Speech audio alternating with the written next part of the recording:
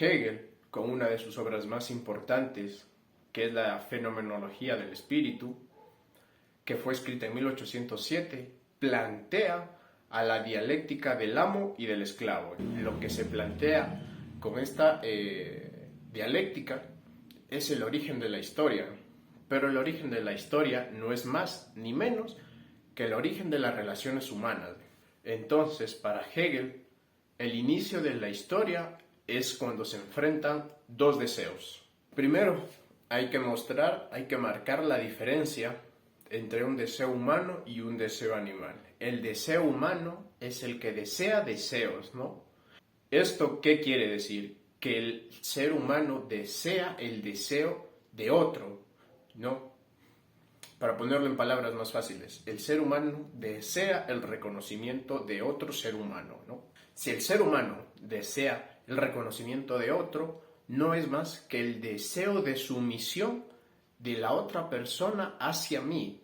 El deseo de un animal es el deseo de cosas naturales, ¿no? Deseo de naturaleza. Y posiblemente esos deseos de naturaleza son cosas que se las va a comer, ¿no? A diferencia del ser humano, que él desea la sumisión de otro ser humano, ¿no? El deseo que te sometas ante mí.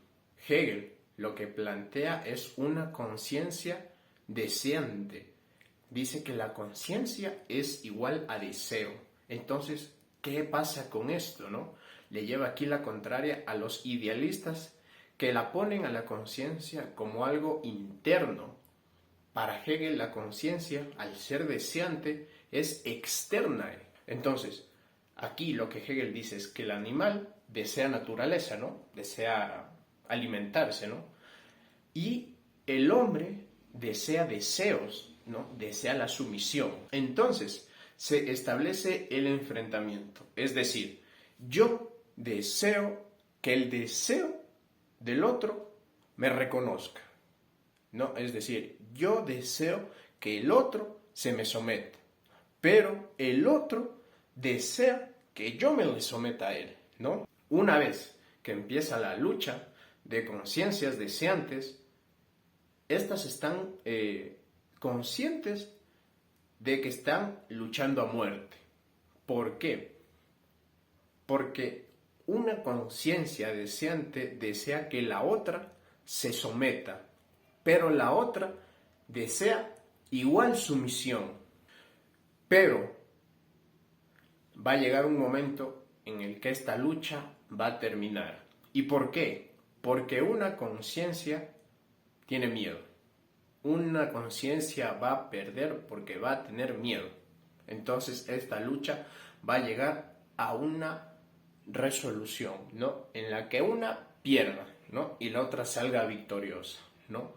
La lucha constante de conciencias deseantes. Entonces, ¿por qué termina la lucha? ¿A qué se quiere llegar con esto de que una conciencia deseante tiene miedo? Esto es sencillo, ¿no? De explicar por qué una conciencia pierde ante otra, ¿no? Una conciencia deseante que tenga miedo automáticamente pierde. ¿Por qué? Porque la conciencia, al ser deseante y poner el miedo sobre su deseo, significa que está renunciando a ese deseo. Entonces, la conciencia que ganó es una conciencia deseante que tiene un fuerte deseo por el reconocimiento, que antepuso su deseo al miedo, ¿no? Al temor. Entonces, por eso, una conciencia deseante que antepuso su deseo sobre el miedo, somete a la que puso por delante el miedo que el deseo. Entonces, tenemos una figura que domina y una figura sometida. ¿Cuál es la figura que domina? ¿No? Como se decía en la pelea de conciencias deseantes, la victoriosa es aquella que puso su deseo de reconocimiento sobre el temor. Entonces, esa es la figura que domina, es decir, este es el amo. Entonces, el esclavo es aquella conciencia que antepuso el miedo sobre el deseo. Entonces aquí ya se forma el amo y el esclavo. Entonces, una vez establecidas las figuras, ¿no?, del amo y del esclavo, es que Hegel encuentra, ¿no?, o determina el inicio de la historia humana. Entonces, aquí se genera otro problema con el amo y el esclavo. Y es que el amo queda insatisfecho con el reconocimiento del esclavo. ¿Por qué? Porque el amo está siendo reconocido no por un ser independiente, no por un ser autónomo, sino está siendo reconocido por un esclavo, ¿no? Un ser con miedo. Entonces el amo está en total insatisfacción. El amo, al verse en la posición de insatisfacción, es que hace trabajar al esclavo.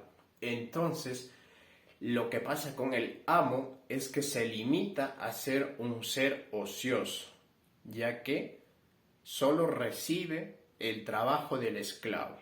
Pero entonces aquí el esclavo comienza a trabajar y a trabajar. Pero al trabajar, está trabajando sobre la materia, ¿no? Es decir, sobre la naturaleza. Y aquí se genera la cultura. ¿Por qué? Porque la cultura se da cuando el hombre trabaja sobre la materia, es decir, sobre la naturaleza. Entonces, podemos decir que la cultura se desarrolló por los esclavos, ¿no? La cultura se formó por los esclavos al transformar la materia, al transformar la naturaleza. Entonces, aquí es cuando el esclavo se da cuenta que trabajando la materia se está humanizando, ¿no? Encuentra su humanidad, ¿no? Cosa que el amo no, ya que es dependiente del trabajo que le da el esclavo, ¿no? Es dependiente del alimento que le da el esclavo. Entonces, poco a poco, el amo va renunciando a su humanidad y poco a poco se convierte en un ser ocioso, en un ser que solo come, ¿no? Un ser que renunció a su humanidad, ya que al no trabajar no tiene cultura. Entonces, la cultura se genera, ¿no?, o se da por el esclavo trabajador, ¿no? Existe la cultura porque hay un esclavo que trabaja. Al existir la cultura por el esclavo trabajador, se descubre que el esclavo terminó siendo más humano y el amo se limitó a ser un ser que simplemente se relaciona con el ocio, con comer. ¿Qué es lo que hace Hegel? Hegel pone a dos conciencias en una relación, pero una relación no de conocimientos, sino de deseos. Es decir, mi deseo es que tú te sometas ante mí, ¿no? Y si tengo que matarte, lo haré con tal de que te sometas ante mí, ¿no? Y de igual forma, la otra conciencia va a hacer lo mismo con tal que yo me someto.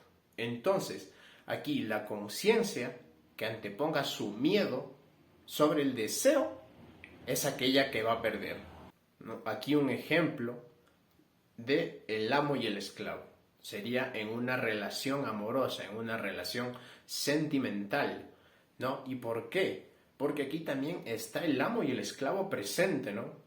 Ya que hay dos conciencias libres, dos conciencias pensantes que están en una relación. Entonces aquí, ¿cómo saber si una es amo o esclavo? ¿No? La conciencia que más ama, ¿no? Es decir, la conciencia más emocional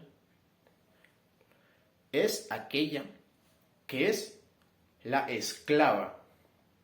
Y la conciencia que menos ama, es decir, una conciencia más racional, es aquella que se erige como amo, ¿no? Es decir, si tú me amas más, eres mía, yo te esclavizo.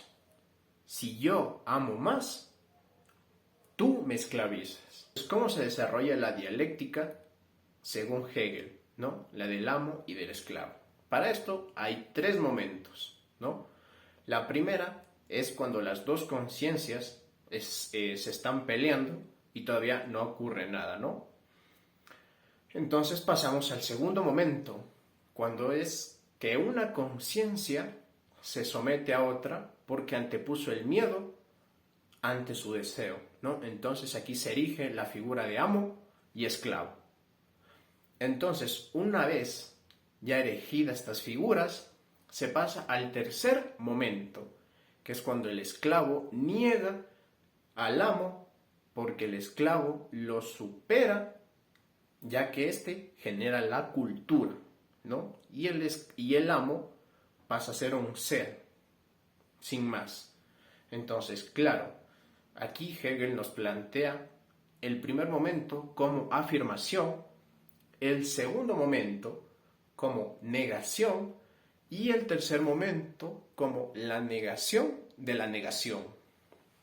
Entonces, una vez puestos estos tres momentos para que se dé la dialéctica, surge algo más, ¿no?